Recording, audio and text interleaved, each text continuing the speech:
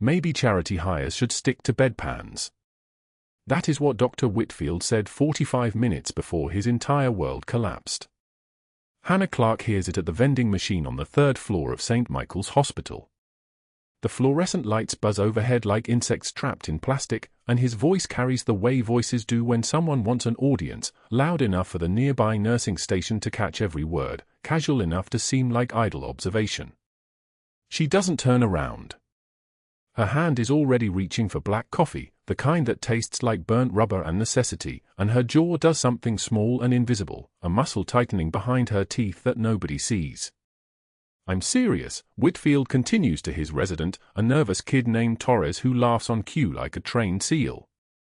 "We lower standards, we get complications. And complications end up in my quarterly review." Hannah takes the coffee. It hisses as it falls into the cup, small sound, sharp sound, the kind of sound that matters when you're listening to every word someone says about you. She waits exactly 3 seconds before moving, gives the conversation time to shift, then walks past them both without acknowledgement. Her scrubs are pressed. Her badge is centered. Her hands show old scarring across the knuckles, the kind of scarring that comes from things other than hospital work, but Whitfield doesn't look at her hands. He looks through her, which is worse. The hallway leading back to the cardiac recovery wing is long and white and smells like antiseptic mixed with something underneath it, something organic and fading. Hannah's boots make almost no sound on the tile. 20 years of knowing how to move through spaces means knowing how to disappear into them, and she does, becoming just another fixture in blue scrubs among 100 other fixtures, indistinguishable, forgettable, exactly the way she needs to be. But it's not over. It's never over when you work for someone like Whitfield. He catches up to her outside room 342, his voice sharp and professional now, a performance piece designed for the 3 nursing students passing by with their preceptor. "Clarke." A word. Not a request. Not even quite a question. The way he says it makes the students pause, makes them slow their walking, makes them wonder if they're about to witness something they'll need to remember for the incident report they'll never file. Hannah stops. She turns. Her face is composed the way a still pond is composed, surface tension holding everything beneath exactly where it needs to be. She doesn't speak. Speaking gives him more, and she's learned that lesson in ways that have nothing to do with hospital protocol. "I need to be clear about chain of command," Whitfield says. His hands are in his pockets. His tie is silk, probably $200, the kind of tie that costs more than Hannah's entire shift stipend. "When I ask you to follow a treatment protocol, I need compliance. Not questions. Not second-guessing. Compliance." He pauses, lets that word sit in the air like something poisonous. "If that's not something you can manage, I can have security escort you out of this facility. Permanently. And I'd be doing this hospital a favor." The students are still there. The preceptor is watching. Someone further down the hallway stops moving, pretends to check a chart while actually checking acoustics. Hannah's hands are at her sides. Her breathing hasn't changed. The trembling isn't fear. It's restraint, the kind of restraint that comes from knowing exactly what you could do and choosing not to do it. She counts her inhales. 4 counts in. Hold for 4. 8 counts out. A technique for keeping pressure valves sealed, for making sure nothing escapes that shouldn't escape. "Understood," she says. Her voice is soft. Deferential. The kind of voice that sounds young and apologetic and completely unremarkable. Whitfield nods. Satisfied. See that it remains that way. He walks back toward the administrative wing without waiting for acknowledgement, his phone already in his hand, probably already composing an email about her, some notation in her personnel file that will take 3 years and a lawsuit to remove. Hannah watches him go. Counts to 10. Then continues toward room 347 like nothing happened. The supply closet is 2 doors down. She doesn't plan to go in, or she tells herself she doesn't plan to go in, but her feet carry her there anyway, a habit carved into muscle memory from a different lifetime in a different country. The door opens. Darkness. Shelves of gauze and dressings and latex gloves that all look the same under the single flickering bulb. She steps inside. Closes the door. The sound of it shutting is a relief, a small boundary between the hospital world and whatever this is, whatever needs to happen in the dark before she can function again. Her hand goes to her pocket. The challenge coin is there, the way it always is, thin and tarnished and worth less than the copper it's made from. She pulls it out. The metal is cool against her palm. One side shows an insignia she hasn't looked at directly in 18 years, not because she's forgotten what it means, but because looking at it too directly is like staring at a photograph of someone who died. The other side is smooth. Blank. A space where a name should be but isn't, because some names belong to people who don't officially exist. She touches her thumb to the tarnished surface. Once. Twice. The gesture is small and private and contains everything she's learned about surviving in a world that once you disappeared. The fluorescent lights buzz outside the closet door. Somewhere on the second floor, a monitor beeps its steady rhythm. Somewhere in a room down the hall, a patient is waking up from anesthesia, confused and vulnerable and needing someone to sit with them while their nervous system comes back online. Hannah slides the coin back into her pocket. She counts to 4 again. Breathes. Opens the door. The hallway is the same as it was, but something in her spine has straightened. Something in her shoulders has dropped. The soft voice has gone somewhere internal, locked down deep, and what remains is simply presence, the kind of presence that fills a room without making noise. Room 347 is quiet. The monitors are steady. A patient lies in the bed, still sedated, chest wrapped in surgical dressings that are less than 4 hours old. Staff Sergeant Marcus Webb.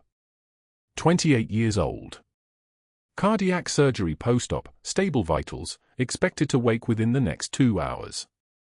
Hannah reads the chart without needing to see the words, her eyes already know how to scan the important data, the medications, the surgical notes, the precautions. Her hands move to his full line without conscious thought, checking the flow rate, the port integrity, the tape holding the catheter at the correct angle. Her hand stops.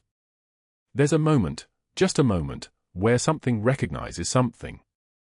Not his face. The face is older, harder, marked by the kind of experiences that carve themselves into skin. But something underneath the face, something in the shape of his hands, something in the way his chest rises and falls under the bandages. She knows this person. She has known this person. She has held this person while the world was ending in a way that doesn't have a name in English. Her professional mask slides back into place. Her fingers resume their work. For line stable at 120 milliliters per hour. O2 sat reading 97%. Heart rate steady at 62. Everything exactly as it should be. She makes a note in the electronic chart. Closes the browser.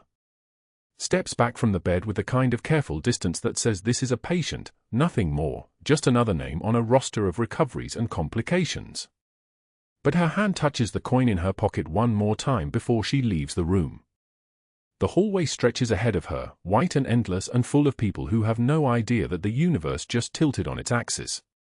She moves through it like water through a sieve, present but not quite there, passing the nursing station where Whitfield is already on his phone, probably calling whoever it is he calls when he needs to make someone's life more difficult. He doesn't look up. He doesn't need to. He has no idea that the quietest person on his floor just became a ticking clock, a countdown to consequences he couldn't imagine if he spent the rest of his life trying. She needs to check on the patient in 343. Then 344. Then the post-op recovery suite where 3 patients are waking up and needing someone steady to guide them back into consciousness. The shift goes on. The machines keep humming. The fluorescent lights keep burning through their invisible hours. And somewhere under Hannah Clarke's scrubs, against her chest, a tarnished challenge coin waits for the moment when it stops being a secret and starts being proof. 8 o'clock in the morning, and the fluorescent lights hum their mechanical hymn as Dr. Whitfield enters grand rounds. 20 residents line the conference room, clipboards, pens, fresh scrubs still creased from the laundry. Hannah stands against the wall, her badge catching the light, her posture perfect. Not rigid. Just still. The kind of still that comes from practice. Whitfield's voice fills the room like diesel exhaust.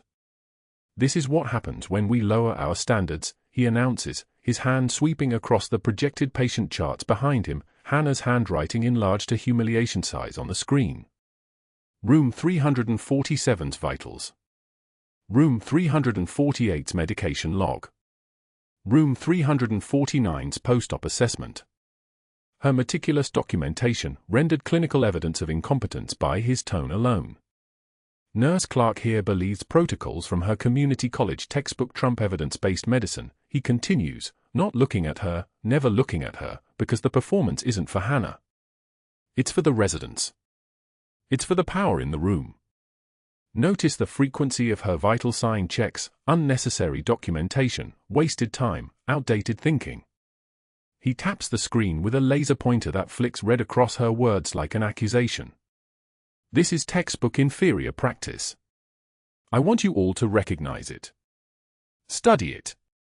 Make sure you never see this standard in your own units. The snickering starts behind clipboards. Not loud. Just loud enough. Hannah's jaw tightens imperceptibly. 1 millimeter of muscle contraction, invisible to anyone who wasn't trained to read the smallest tells. Her hands, clasped behind her back, show zero tremor. Her eyes stay level, watching a spot on the wall 3 inches above Whitfield's head, a technique she learned in 2004 when taking fire meant looking soldiers in the eye was a liability. Her breathing stays even. In through the nose, out through the mouth, the ventilator rhythm of a woman who has learned to make her own body respond to commands. Whitfield moves on to her medication administration records. Ms. Clarke's documentation here shows an unusual attention to timing. 8 minutes between administration and verification? That's not thorough, that's obsessive. It suggests a lack of trust in system protocols. Lack of trust indicates lack of training. He glances at the residents, a performance mirror, checking that they're watching his reflection correctly. They are. Pen scratch notes. Someone mutters, "Charity hire," and the room absorbs it like confirmation. Hannah doesn't blink. The presentation continues for 43 minutes. 43 minutes of her patient care decisions dissected, reframed as evidence of her inadequacy, her naivete, her fundamental unsuitability for critical patient work. The residents leave St. Michael's that morning carrying his narrative in their notebooks, the charity hire who didn't understand real medicine. By 2 in the afternoon, Hannah finds herself at the vending machine on the 3rd floor. The humming of the refrigeration unit is the only sound, a low, persistent frequency that settles in her chest like familiarity. She inserts exact change. Quarters, dimes, nickels. All the right denominations. The coffee falls with a mechanical thud into the slot. She's retrieving it when Whitfield appears with 2 colleagues from interventional cardiology, both men with the kind of confidence that comes from never being questioned. Does anyone else worry about letting discount labor near our veteran patients? Whitfield says loudly, not to Hannah, never directly to Hannah, always to the audience. These people don't understand what real service looks like. They read protocols, maybe they took a course or 2, but they haven't earned the weight of actual responsibility. One colleague laughs, the sound of a man who has never been the target and therefore finds the game amusing. Hannah's hand doesn't shake as she takes her coffee. The liquid inside is exactly 147 degrees Fahrenheit, hot enough to burn if spilled, but her grip is steady. She walks away without a word, her stride measured and professional, the kind of walk that belonged to someone who had learned, long ago, that flinching gives them permission to hit harder. Her footsteps on the tile floor are silent, a skill from Helmand Province, where loud movements meant hostile contact, where quiet meant survival. But that wasn't the worst part. At 5 o'clock in the evening, Whitfield corners her at the nurse's station. The shift is changing. New staff arriving, departing staff rushing to finish documentation. The noise provides perfect cover for what happens in the quiet pocket of space between 2 computer terminals. "If you question my catheterization orders again, I'll have security escort you out," he says, his voice low enough that only she hears it. His smile is surgical, precise, practiced, designed to leave marks that don't show on skin. "Understood." Hannah meets his eyes. Not defiant. Just level. "Understood, doctor," she says. Her voice is flat, professional, the voice of a woman who has delivered bad news to families in 7 languages and carried bodies out of collapsed buildings. It's the voice of someone who doesn't negotiate with threats because she's already survived worse. Whitfield turns away satisfied. 30 seconds later, Hannah is alone in the supply closet.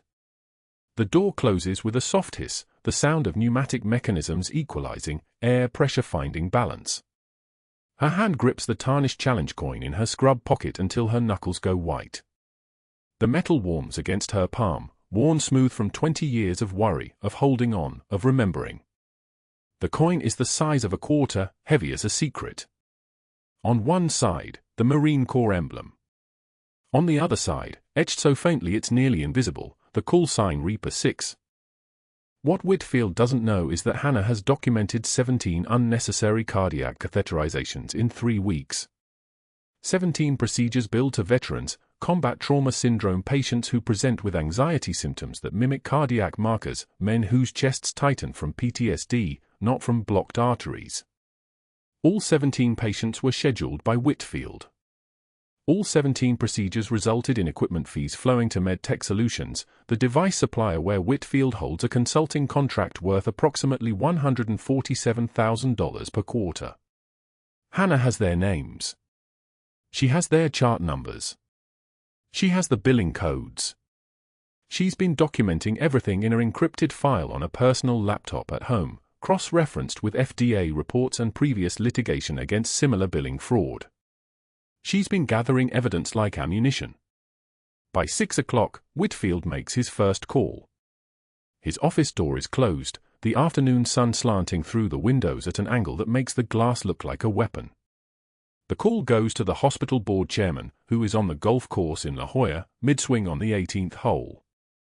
"We may have a credential issue with one of the charity hires," Whitfield says, his voice dropping into that register that suggests confidentiality, alliance, us versus them. "I thought you should know before it becomes a liability." The board chairman's grip tightens on his putter. This is the language he understands: risk management, institutional protection, the preemptive strike. He doesn't ask questions. He doesn't need to. By 6:30, Whitfield makes his second call, this one to Hannah's listed employment references. The woman who answers is a supervisor from a staffing agency in Portland. She's been instructed what to say if anyone calls, but Whitfield's questions are designed to expose gaps, to find inconsistencies, to unravel the story. "And what did Ms. Clarke do between 2004 and 2008, he asks, his tone suggesting that the question is routine, administrative. That's quite a blank period in her employment history. The supervisor's pause stretches for 3 seconds. "I'm not at liberty to discuss that," she finally says, which is the code phrase that means she knows something but can't say it, which is exactly what Whitfield needs, the implication of secrecy, the suggestion of something hidden. By 7 o'clock, Whitfield has contacted an HR investigator who specializes in credential verification, the kind of investigator who knows how to work backwards from missing documents, who understands that some personnel files are sealed for reasons that don't need explaining. "I need a full background workup by tomorrow," Whitfield tells him. "Thorough.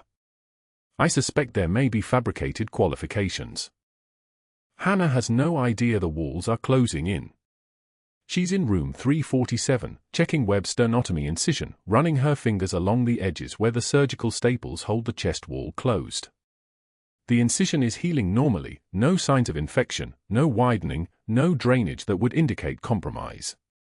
But she's been monitoring his cardiac output carefully, and the numbers are whispering something she recognizes from 20 years in trauma medicine: his heart is stressed.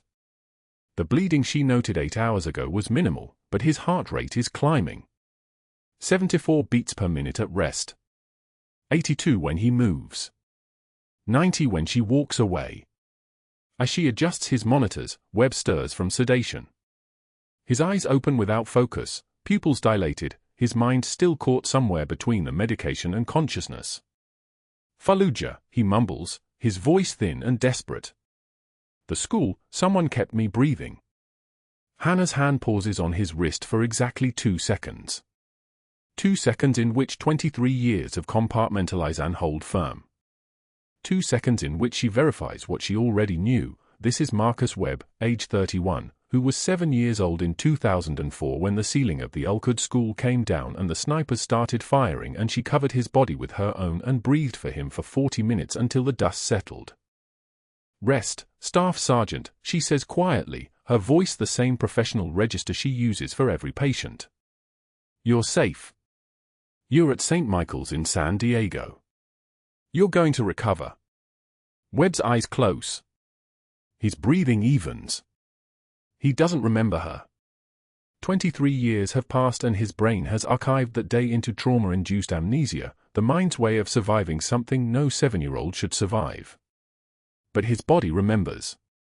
His body is showing her that his heart is under stress, his autonomic nervous system firing warnings like muzzle flashes in the night. At shift change, 7 o'clock, Hannah reviews Webb's full chart in the nurse's station. Post-op day 2. Vitals trending up. Minor hemorrhage documented at 1400 hours, nothing alarming, nothing beyond normal post-surgical range. But the combination of symptoms is painting a picture she learned to read in 2007 when she was running a surgical unit in a place where electricity was unreliable and equipment was improvised, and you learn to read a patient's trajectory with your hands and your intuition. Something is going to go wrong. Whitfield passes her in the hallway at 7:15, moving toward the elevators, his leather briefcase swinging at his side like a weapon. He slows as he approaches her, and his smile appears, thin, precisely calibrated, designed to inform her that he knows something she doesn't. "Enjoy your last few days, Clarke," he says. "I'm sure you'll land somewhere more appropriate." Hannah's face remains stone. Not angry stone. Just stone. Granite. The kind of expression that suggests nothing reaches the person behind it because nothing is allowed to reach the person behind it. "Thank you, doctor," she says, her voice steady. That night, alone in her apartment in a modest neighborhood near the waterfront, Hannah sits on the edge of her bed holding the challenge coin. The apartment is sparse: a bed, a chair, a desk with a laptop, no photographs, no personal items except the one photograph she keeps in her nightstand of a 7-year-old boy in a school uniform, his hand held by a young woman in combat fatigues, both of them smiling at a camera in 2003, before the ceiling fell, before everything changed. She remembers the weight of him in her arms. She remembers the smell of dust and copper and fear sweat. She remembers breathing air into his mouth, counting compressions, refusing to let his heart stop beating because stopping meant the snipers won. She remembers the moment his eyes opened and focused on her face, his small hand gripping her neck with the strength of someone who had decided to survive. The coin grows warm in her palm. Outside her window, San Diego sprawls under December stars, a city full of military families, full of people who understand what sacrifice looks like, full of people who are about to learn what happens when you underestimate the quiet woman in the corner. But Hannah doesn't know that yet. She only knows that her patient is in danger, that something is fracturing inside his chest cavity, that tomorrow is going to arrive faster than anyone expects, and that she is going to have to make a choice between protocol and the only 7-year-old boy she ever let herself love. The shift started at 0600 hours with the charge nurse waiting at the time clock, coffee in hand, her expression already apologetic. Hannah clocked in and the words came fast, almost rehearsed, like they'd been delivered a dozen times before. "You're being reassigned to general medicine effective immediately. Doctor's orders." No explanation. No reasoning. Just a printout of new room assignments, 43 patients, none of them in the cardiac unit, none of them in room 347 where Staff Sergeant Marcus Webb lay in post-operative recovery with his sternotomy incision held together by nothing but silk sutures and hope. Hannah took the printout without speaking. Her hands were steady. They always were. The charge nurse kept talking, filling the silence that was never actually silent, monitors beeping in 3 different frequencies, ventilators whooshing, the pneumatic hiss of automatic doors opening and closing like a mechanical heartbeat. "It's not personal, Hannah." Dr. Whitfield requested the change directly. Said it was about workflow optimization. Said general medicine needed better continuity.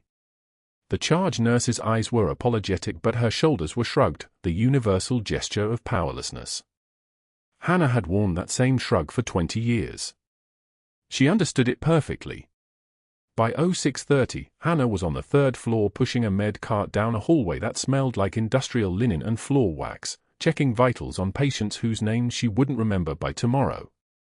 Her body was moving on autopilot, hands performing the familiar tasks, blood pressure cuff, thermometer, notation in the electronic record, while her mind was still in room 347, calculating Webb's fluid intake, his oxygen saturation, the angle of his incision line. She'd sutured enough combat wounds to know which ones held and which ones were waiting to betray you. Which ones were ticking clocks. 2 floors down, in a beige corporate office that overlooked the parking lot and the distant sprawl of San Diego beyond, Dr. Whitfield was having a different kind of morning. The golf club chairman didn't answer his office phone, so Whitfield called the country club directly, found him on the 18th hole, and spoke quietly enough that nobody heard anything except his half of the conversation. "Brad, it's Richard. Quick question, I need some background verification on an employee we're reconsidering. Hannah Clarke. Worked here about 8 months. I need you to call her previous employers, just verify basic employment dates, references, the usual." He paused, letting the other man respond. "No, nothing criminal. Just some gaps in the employment history I want to understand better. Could you do that today? I'd really appreciate it." The conversation lasted 90 seconds. The damage was already spreading like an infection through channels Whitfield had spent 15 years cultivating. By 0700, an HR investigator named Diane Rothstein was checking her assignment queue and seeing a request for expedited background verification on a medical staff member. Rothstein specialized in credential gaps, the inconsistencies, the years that didn't add up, the references that seemed to avoid certain time periods. She'd built a reputation on finding what people didn't want found. The request came flagged as priority, signed off by the chief of cardiology himself. She made her first call at 0715, speaking to someone at Naval Hospital Balboa who had no record of Hannah Clarke's employment, no forwarding contact information, and a noticeable hesitation before saying they couldn't discuss any employment history from that time period for security reasons. That hesitation was everything. Rothstein made a note and called the next number. Hannah was checking blood glucose on a 63-year-old diabetic in room 312 when her phone vibrated, not her hospital phone, her personal cell. Unknown number. She didn't answer. Unknown numbers were protocol in her world. They called back immediately, then again 5 minutes later, then a third time. She turned the phone off and continued with her rounds, but the vibrations had created a tremor in the background, a ticking clock that was separate from Webb's heartbeat but just as urgent. What she didn't know was that Diane Rothstein had already called 3 different military installations, 2 veteran services organizations, and the Department of Defense Records Management Office. What she didn't know was that each call ended the same way, with hesitation, with official language about classified personnel, with carefully scripted refusals to confirm or deny anything about deployments, reassignments, or personal records. What she didn't know was that this pattern, military silence covering employment gaps, was exactly the pattern that Rothstein had been trained to recognize as the presence of something bigger, something official, something that required someone with power to make it disappear. By 0745, Whitfield's network was fully activated. The hospital board chairman had made 3 calls. The HR investigator had contacted the Pentagon Records Office directly and been transferred twice before reaching someone who told her, very politely, that they could not discuss any personnel records related to the individual in question. The message was implicit: stop looking.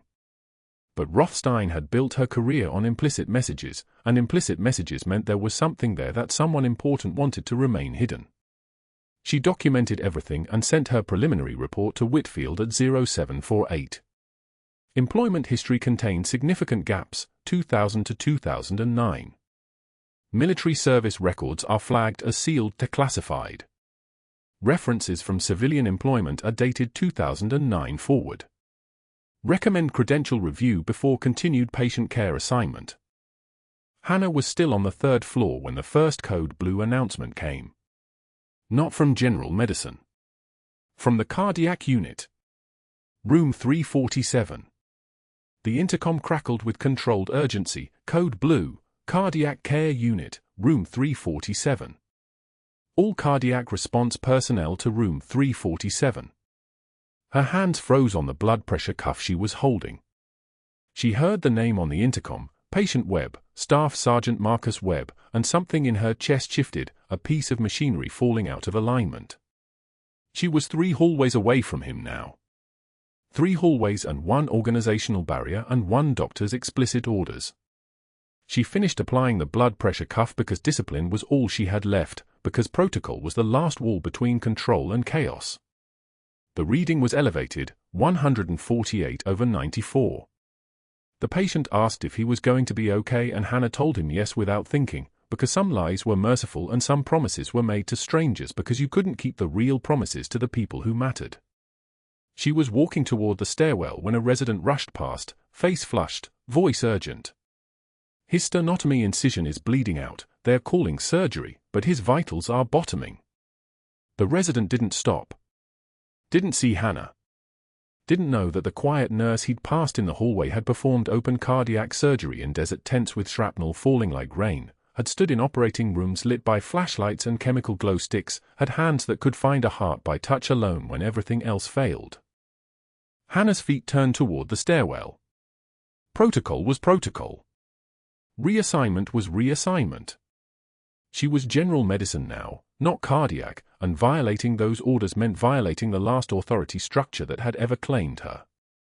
But she was already moving, taking the stairs 3 at a time, her badge bouncing against her ribs like a second heartbeat, the security keycard for the cardiac unit still on her lanyard. Nobody had thought to revoke it yet. The cardiac unit doors opened on chaos. Controlled chaos, the kind that happens in hospitals every day, but chaos nonetheless. 2 nurses were moving fast in room 347's window. A resident was standing there looking like someone had just asked him to rebuild an engine with a butter knife. The monitors were screaming. The room went dead silent for exactly the moment Hannah needed to see it all. Webb's chest opened on the operating table, blood pooling, something fractured inside that wasn't supposed to fracture this soon after surgery. An elderly security guard sat at the unit entrance, his lanyard displaying Vietnam service ribbons from a war that had ended 54 years ago. Hannah nodded at him. He looked at her patient assignment printout taped above his desk, then looked at her face, then at the cardiac unit behind him, and did something that cost him everything. He stepped aside. Just shifted his weight, created space, allowed her to pass without calling for backup or announcing her breach of protocol. 20 years of invisible hierarchy communicated in a single gesture. She was not what the paperwork said she was. Whitfield was standing in the doorway of room 347 when Hannah rounded the corner. He saw her coming and his face transformed with something between satisfaction and fury. He'd been expecting this. He'd set the trap and she was walking directly into it. "You are not authorized on this floor, Clarke. Your reassignment is effective immediately. Leave this unit now or I'm calling security." His voice was calm, clinical, the voice of a man who had already won. Behind him, through the window of room 347, Hannah could see Webb's monitor spiking, the resident freezing, the machinery of his body failing. The scar tissue from a school bombing in Fallujah 20 years ago was finally asking to be paid for. The boy she'd held together had become a man whose body was coming apart, and she was being told to watch it happen from a hallway she wasn't supposed to be on. Whitfield stepped closer, deliberately positioning his body between her and the door. His presence was like a closed fist. "This is your final warning, Hannah. Walk away. Right now. I'm calling security the moment you take another step." She looked past him into the room. She looked at the monitors. She looked at the resident whose hands were shaking. She looked at Staff Sergeant Marcus Webb, whose heart was failing because it had already broken once under her protection and was apparently only allowed one do-over in this life. Her hand reached for the glove box outside the door. "Move," she said. Not a request. Not a question. A command delivered in a voice that had ordered people into combat, had directed surgery in languages most of those doctors had never heard. The voice of someone who had been quiet for so long that when she finally spoke with authority, the sound of it was like a different person entirely, like the door had opened on something older, something harder, something that had been waiting for exactly this moment. Whitfield didn't move. He couldn't move. To move would be to lose control, and control was all he had ever truly possessed. Hannah pushed past him, her shoulder connecting with his in a way that was technically gentle but carried the weight of 20 years of restraint. The door to room 347 swung open. The clock on the wall read 080 for hours. The monitors continued their urgent song. The resident stepped back. And Hannah Clarke, general medicine nurse who didn't exist on the cardiac unit, who had no authorization and violated 7 different protocols by simply entering the room, began to move with the kind of precision that comes only from hands that have already saved 1,000 lives and were about to save one more. Webb's sternotomy incision erupted like a dam breaking, blood filling his chest cavity in seconds, the monitors screaming their electronic panic.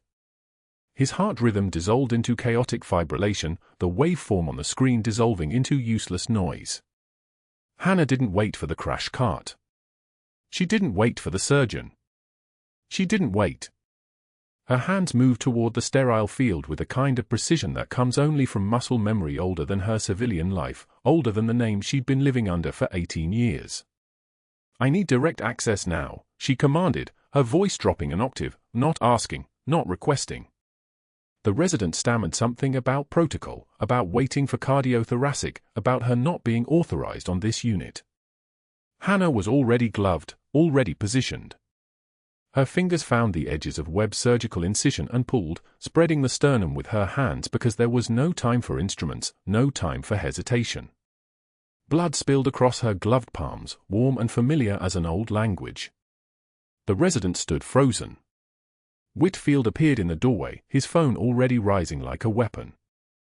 Hannah's fingers slid into Webb's chest cavity. She could feel the chambers, all 4 of them failing, fibrillating, sending nothing but electrical chaos through his system. His heart wasn't beating. It was drowning. She wrapped her fingers around the left ventricle and began direct cardiac massage, compressing in the exact rhythm she'd maintained on 100 operating tables scattered across Ramadi and Helmand province, across dusty battalion aid stations where the only equipment was your hands and your refusal to let someone die. "Epinephrine," she said. 1 milligram for push.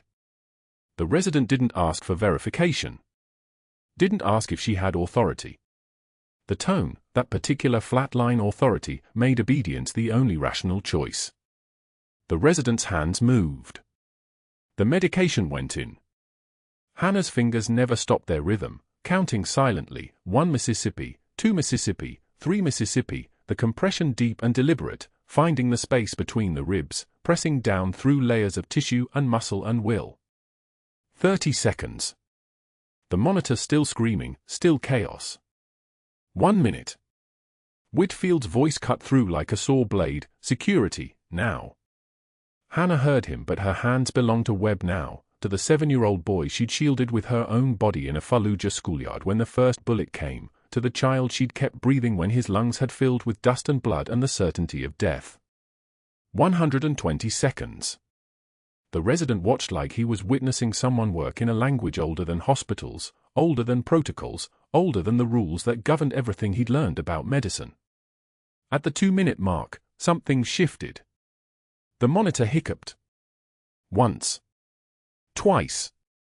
The fibrillation stuttered, caught, began to organize itself. Hannah felt it under her fingers first, before the machines could register it, before the monitors could announce it. She felt Webb's heart catch its rhythm like a stumbling runner finding the track again. She maintained the compression. 3 minutes.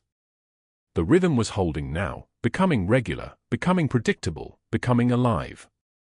At 3 minutes 47 seconds, she withdrew her hands.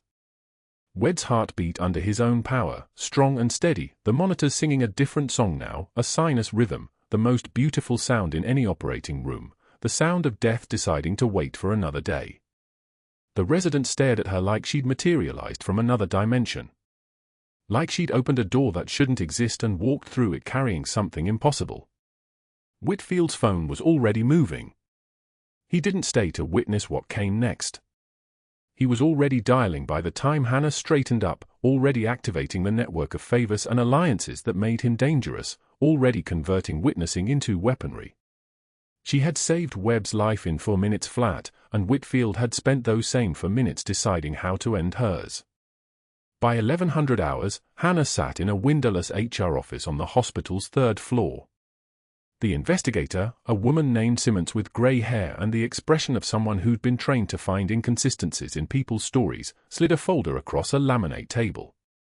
Inside were printouts, phone records, employment verification requests marked unconfirmed in red letters. "We have no record of your nursing degree," Simmons said, not looking up. "No verification from your listed institution. No clinical hours.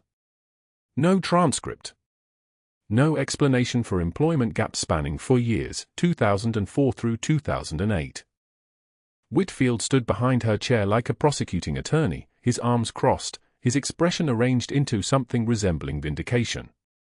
Hannah said nothing. Silence was a weapon she understood better than most people understood their own bodies. These reference checks came back inconsistent, Simmons continued, sliding more papers. "Your previous employers don't exist. The facilities are no longer operating. The phone numbers are disconnected." "I can explain," Hannah said quietly. "No," Whitfield interrupted, "you cannot. Those are fabricated credentials. This woman has misrepresented her qualifications to secure employment in a medical environment where she has no authorization, no training, and no legitimate background." Hannah turned to look at him directly, the first time she'd made full eye contact with him since the confrontation outside Webb's room. Her eyes were the color of a stormy Atlantic, and in them Whitfield saw something that made him take an involuntary step backward. It wasn't anger. It was worse. It was the absolute absence of fear, the kind of calm that comes only from having already survived the worst that the world can inflict. "You're done here," Simmons said, her tone already shifting, already rehearsing the language she'd use in the termination letter. "Effective immediately, you're suspended pending investigation into misrepresentation of qualifications. We'll be contacting the state nursing board and the hospital's legal team. You'll receive written notice within 24 hours. Hannah stood. She didn't argue. She didn't cry. She didn't do anything except stand and nod, once, briefly, and then turn toward the door. "Security will escort you," Whitfield called out. "Standard protocol for termination." A guard appeared as if summoned. Hannah walked past him, down the hallway, down 2 flights of stairs, toward the employee locker room where she'd stored her personal items for 18 years. Nobody stopped her. Nobody said anything. The hospital had already begun the process of forgetting her, the quiet machinery of institutional indifference grinding her into background noise. At 1,700 hours exactly, Hannah walked to the hospital laundry facility in the basement. The laundry attendant, an older man named Rodriguez who'd worked there for 30 years and whose daughter Hannah had sat within the ER when Rodriguez had a cardiac event 3 years ago, looked up from his sorting. "You done?" he asked, reading the blue scrubs in her hands. "Done," Hannah confirmed. She folded them carefully, making hospital corners from muscle memory, from 1,000 repetitions of this exact ritual across 1,000 shifts, her hands performing the geometry of care even as everything was unraveling. The scrubs were soft from washing, worn thin in places, stained with the minor dramas of 18 years of patient care. She placed her hospital ID badge on top of the folded fabric. "That's not right," Rodriguez said quietly. "You're the best nurse in this place." Hannah didn't respond. She was already moving toward the exit, already transitioning from one life into whatever came next. Orderlies pushed past her with laundry carts, with boxes of supplies, with the casual indifference of people who existed in the present moment. She had already become a ghost in their world, already fading into the category of people who used to work here, would never be remembered, had never truly existed at all. She walked out of St. Michael's front entrance at exactly 1730 hours. The late afternoon sun hammered down on the San Diego pavement like judgment.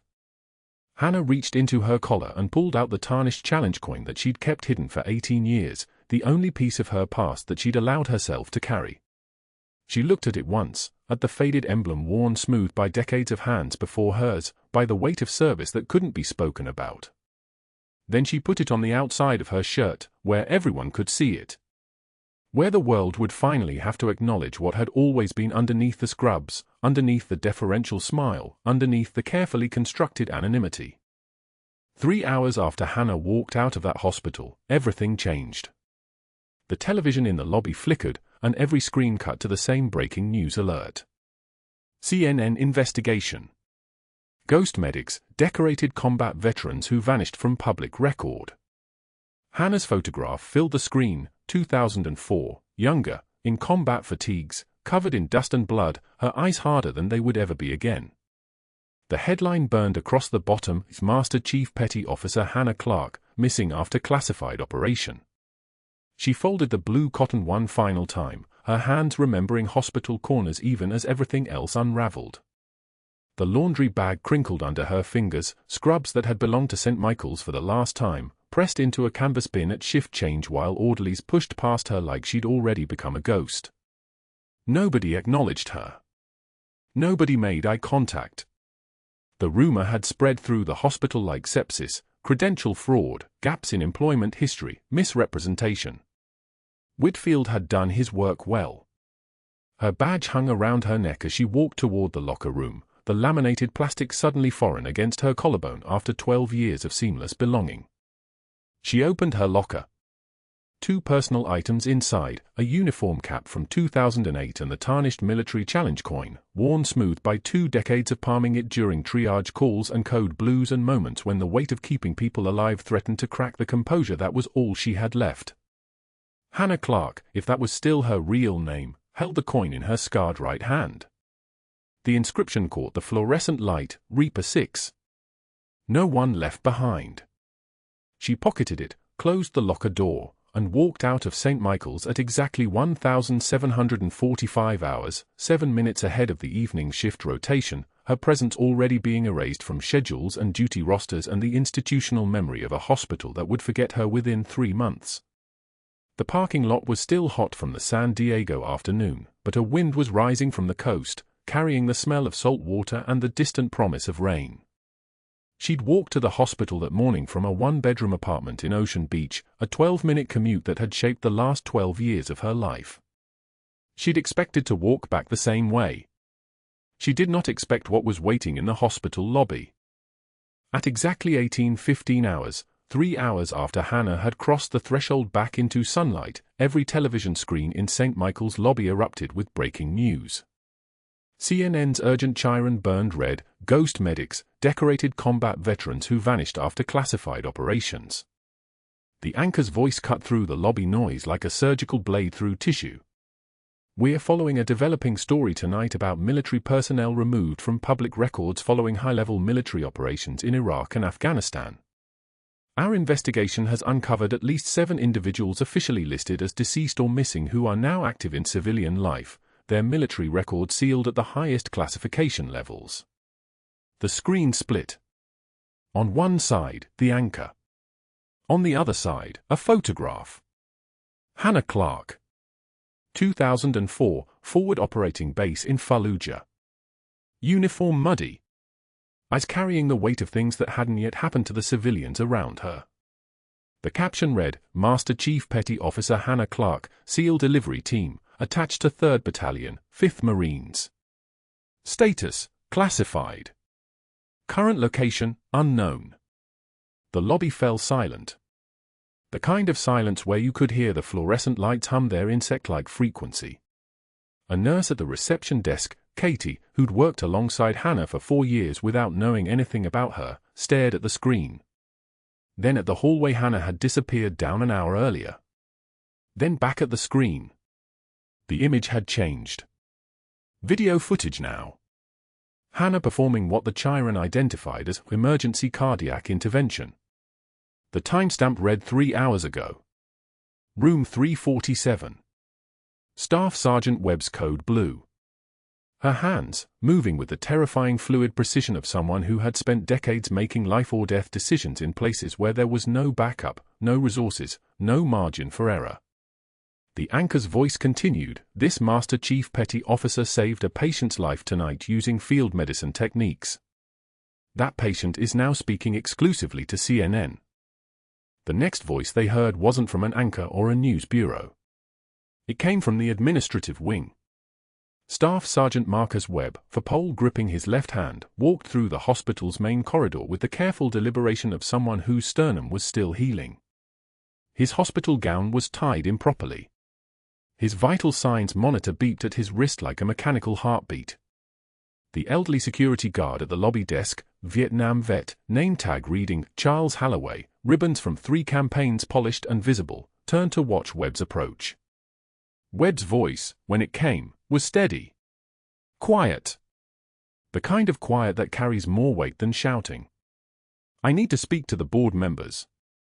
They're in the administrative conference room. And I need to see my medic." He paused. His eyes found Hannah's in the hallway she'd just entered from, drawn back by the television screens. The recognition between them was instant and absolute. A 7-year-old Iraqi boy, dusty, terrified, bleeding from shrapnel, and a young Master Chief Petty Officer with her name tape torn from her uniform, her face streaked with dust and someone else's blood, throwing her body over his as the building collapsed. Webb's next words landed like a detonation.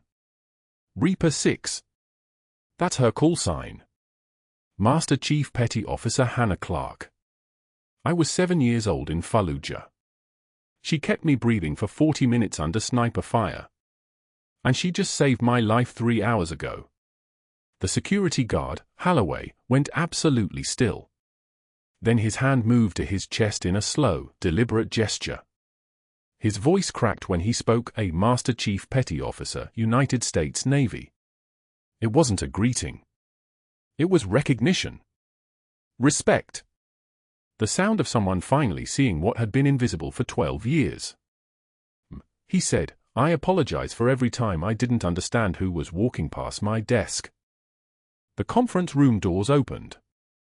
A 2-star general entered, pressed uniform, the bearing of someone accustomed to moving through spaces and having them reorganize themselves around his presence. Behind him, 2 uniformed officers carrying a file folder 6 inches thick. The general's name was Mitchell. He'd supervised Hannah's classification removal in 2008, the legal burial that made her a ghost, and his eyes found her in the corridor with the precision of a targeting laser. "Master Chief Clarke," he said. It wasn't a question. "Sir," she responded. The voice was different now. The submissive register she'd worn like a mask for 12 years had dropped away, replaced by something deeper, more certain. The general opened the folder. His voice carried the measured cadence of someone reading an official commendation, Navy Cross, Operation Iraqi Freedom, 2004. For heroism in direct contact with enemy forces while providing medical assistance to non-combatant personnel. The board chairman had gone white. The general continued, Navy Cross, Operation Enduring Freedom, 2006. For actions above and beyond the call of duty in hostile environment medical intervention. A pause. Halloway's hand was still on his chest. Navy Cross, Classified Operation, 2008. Commendation signed by the Secretary of Defense. The general looked up from the folder. 2 Purple Hearts. 3 separate combat injuries. You were medically evacuated twice and returned to active duty both times. The silence in the hallway stretched like a discipline. Someone's pager beeped. It sounded obscene. Webb stepped forward, his full line trailing behind him. His voice shook slightly when he spoke. "She took shrapnel meant for me. I was 7 years old. She wouldn't let me go even when the blood was her own. I spent 3 months in a coma because she wouldn't let me go." He looked at Hannah. "You never once told me who you were. You just checked my vitals and asked about my pain level and treated me like I mattered. Like I was a person and not just a patient. The board chairman opened his mouth. The general's voice cut him off, quiet, but with the weight of institutional power moving behind it. This ends now. What happened next happened in the main lobby, in front of the television cameras that had been waiting outside since the CNN broadcast, in front of staff members who had mocked her and administrators who had suspended her and a system that had tried to erase her. The general walked Dr. Whitfield through the hospital like a captor leading a prisoner through a gallery of his own damage. They passed the nurses' station where Whitfield had questioned whether charity hires should touch critical patients. They passed the vending machine where he'd wondered aloud about Hannah's competence. They passed the supply closet where she'd pressed the challenge coin against her chest and held firm. The lobby doors opened. Local news cameras swung toward them. The general's voice was calm, each word a nail being driven through a coffin lid. Dr. David Whitfield, your hospital privileges are revoked effective immediately. Federal investigation into 18 counts of billing fraud related to unnecessary cardiac catheterizations billed to veteran patients. Device kickback scheme totaling $470,000. Conspiracy, obstruction of justice, and interference with federal personnel. Your medical license is suspended in all 50 states pending trial. Whitfield's face had gone from the red of fury to the white of comprehension. The general continued, his voice reaching the cameras, the staff, the watching network. You targeted a decorated combat medic because she noticed your fraud scheme. You fabricated disciplinary issues when she questioned your practices. You blocked her from providing emergency care to a patient. And you ordered a background investigation specifically designed to expose her classified military status and force her removal. He paused. That's a federal crime, Dr. Whitfield. Interference with classified operations. Conspiracy against a federal asset.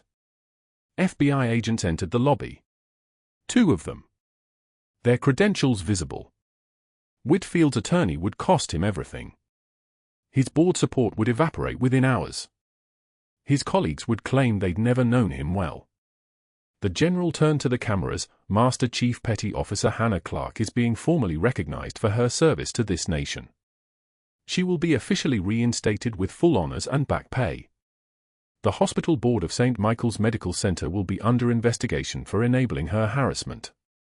6 months later, the follow-up would circulate through hospital networks. Dr. Whitfield teaching CPR basics at a strip mall community college in Oceanside for $15 an hour, his medical career demolished, his network turned against him, his reputation evaporated into the kind of obscurity that swallows people who've been thoroughly erased.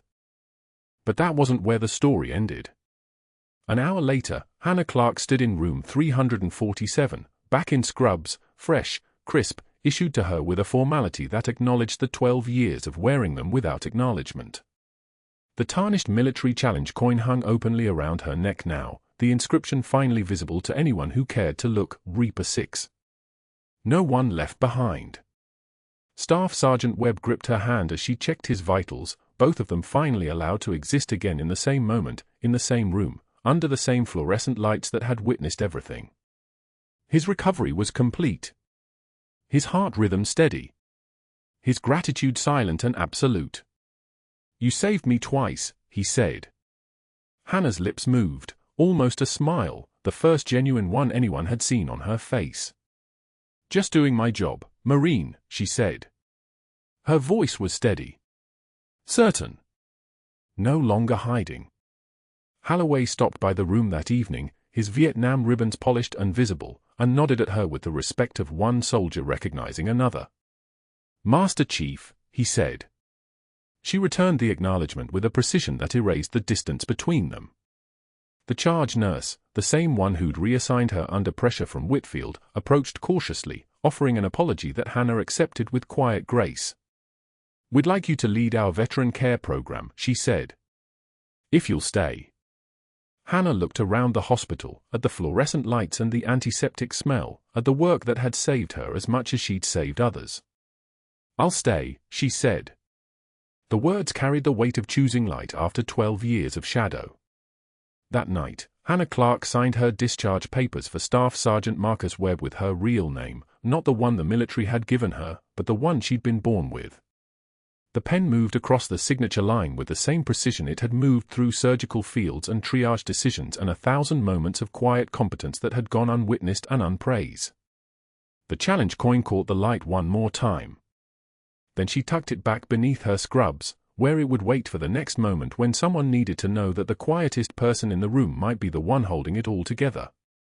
If you've ever been underestimated by someone who didn't know your true value, share this story.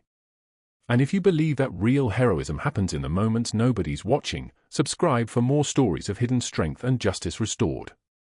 Comment below, have you ever judged someone only to find out you were dead wrong?